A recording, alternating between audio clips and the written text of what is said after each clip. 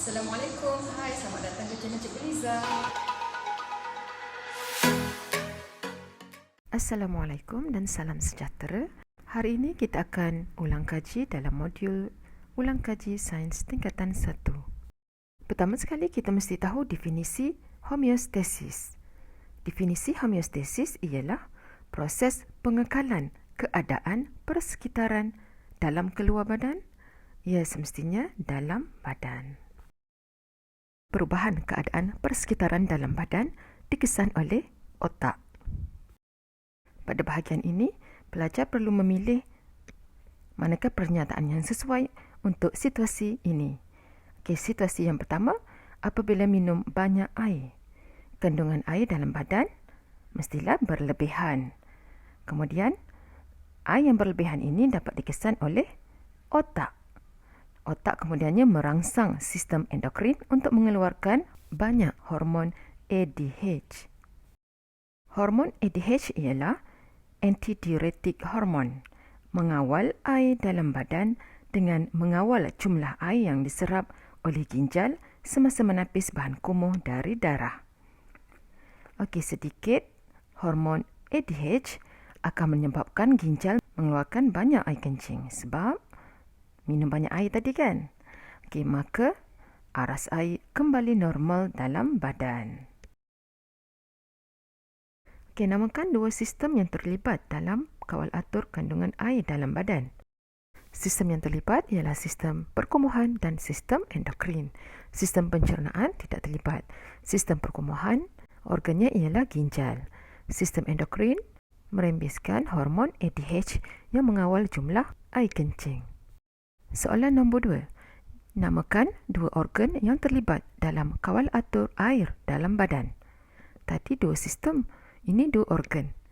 Ya, dua organ itu ialah otak dan ginjal.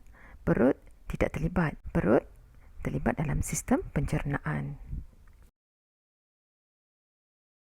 Okey, soalan ketiga.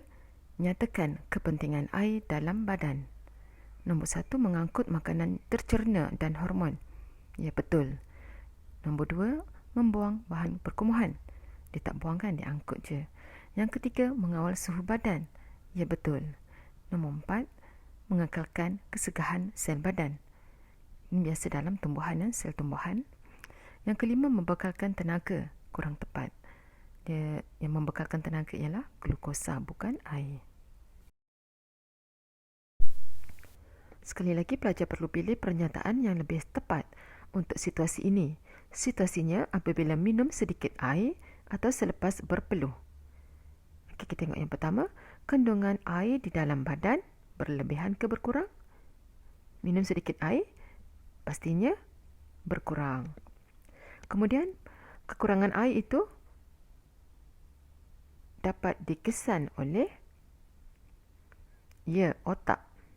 Otak kemudiannya merangsang sistem endokrin untuk mengeluarkan banyak ke sedikit hormon ADH. Sikit minum air sedikit, kencing perlu sedikit, maka keluarkan hormon ADH dalam jumlah yang sedikit. Sedikit hormon ADH akan menyebabkan ginjal mengeluarkan sedikit air kencing. Maka kita akan merasa dahaga dan minum air. Apabila minum air, aras air kembali normal.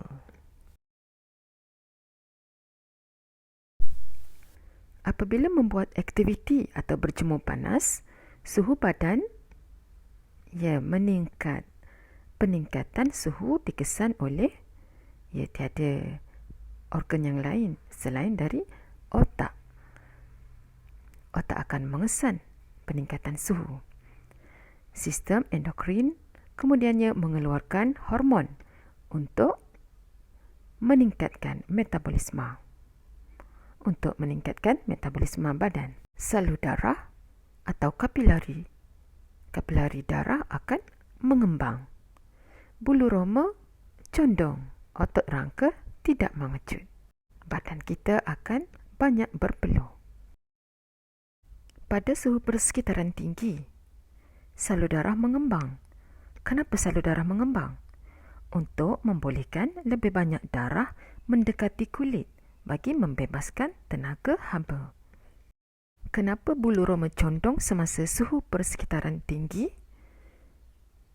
Untuk mengurangkan udara terperangkap pada kulit supaya haba mudah dibebaskan. Kenapa pula kelenjar peluh menghasilkan lebih banyak peluh pada suhu persekitaran tinggi? Ya, untuk menyejukkan kulit apabila peluh tersejat. Kita jawab soalan ini pula. Johan telah berlari sejauh 5 km dalam cuaca yang panas. Terangkan perubahan yang berlaku pada struktur X. Apakah struktur X? Struktur X ialah salur darah. Kata kunci ialah terangkan. Pelajar perlu memberi fakta dan huraian. Fakta ialah struktur X akan mengembang. Untuk huraiannya ialah membolehkan lebih banyak darah mendekati kulit bagi membebaskan tenaga haba. Kita tengok pula homeostasis pada haiwan berdarah panas, homeoterma seperti mamalia. Yang ini kawal atur suhu jika kepanasan. Pelajar perlu pilih penyataan yang betul. Okey, yang pertama, menjilat bulu supaya haba hilang apabila air liur tersejat. Betul ke salah yang ini? Ya, betul. Dan keadaan ini biasanya dilakukan oleh kucing. Okey, pernyataan yang kedua, menjelir lidah supaya haba hilang apabila air liur tersejat. Ya, yang ini juga betul. Perkara ini biasanya dilakukan oleh anjing.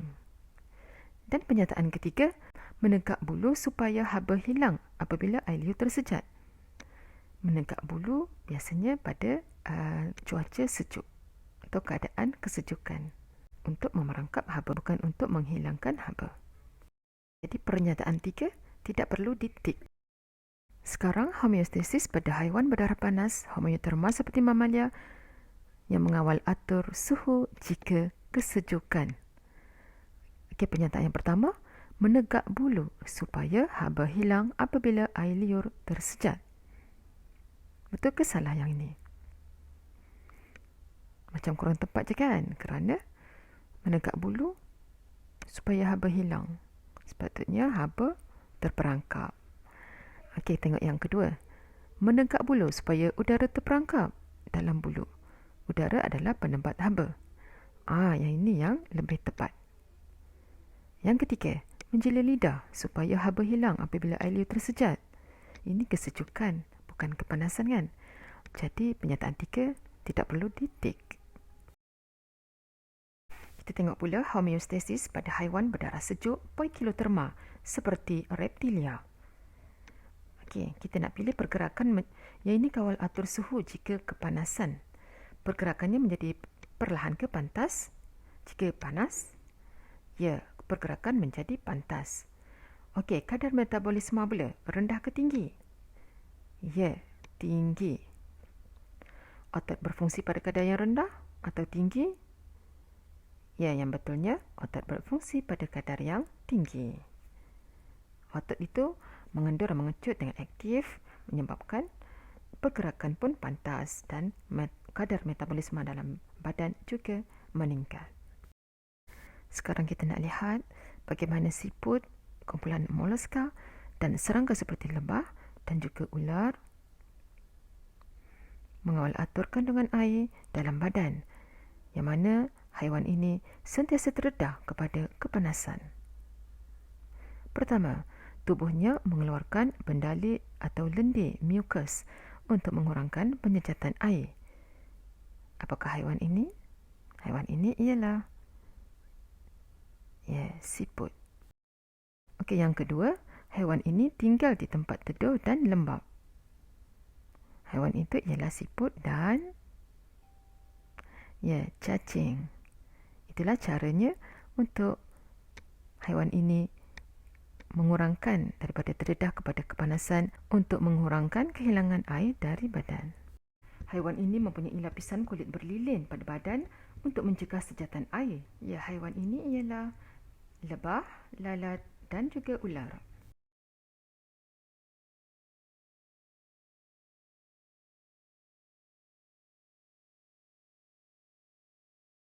Transpirasi berlaku pada tumbuhan, iaitu proses kehilangan air dalam bentuk wap air secara penyecatan melalui stoma. Pembukaan dan penutupan stoma dikawal oleh sel pengawal. Dah habis homeostasis pada haiwan, kita masuk pula homeostasis pada tumbuhan. Semasa siang hari, stoma terbuka. Wap air tersecat dan keluar melalui stoma. Kadar transpirasi meningkat untuk membuang air berlebihan dan juga untuk menyejukkan tumbuhan. Ini pula homeostasis pada tumbuhan semasa cuaca terlalu panas terik atau waktu tengah hari. Yang pertama, stomanya akan tertutup. Wap air terhalang keluar melalui stoma. Kadar transpirasi berkurang untuk mengelakkan kekurangan air. Yang ini kita nak tengok kepentingan transpirasi. Pertama, untuk menyejukkan tumbuhan. Kedua, untuk membantu mengangkut air dan garam mineral dari akar ke daun. Kepentingan homeostasis pula ialah menyediakan keadaan yang optimum, iaitu paling sesuai bagi menjalankan aktiviti metabolisme dengan cekap. Dan yang kedua, supaya enzim dapat bertindak balas pada tahap optimum pada suhu 37 darjah Celsius, iaitu pada suhu badan yang normal. Tahniah, anda telah selesai mengulang kaji bab 3, koordinasi dan gerak balas.